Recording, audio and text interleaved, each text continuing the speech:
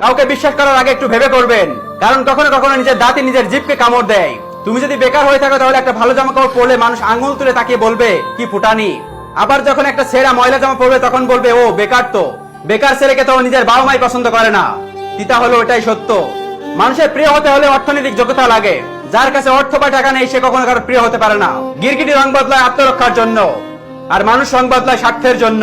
18 থেকে 25 বছর বয়স পর্যন্ত তুমি জীবন থেকে অনেক কিছু হারিয়ে ফেলবে। কার ভিতর কি আছে সেটা আমরা জানি না বলেই হয়তো পৃথিবীটা আজ এত সুন্দর। অহংকার এবং হিংসা ত্যাগ করো, কারণ তুমি এই পৃথিবীর অতিথি।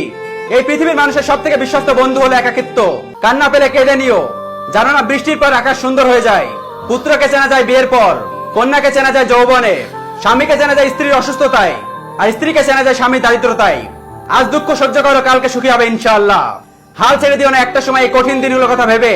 হাসবে আর বলবে কি বোকাটা নিয়েছিলাম। জ্ঞান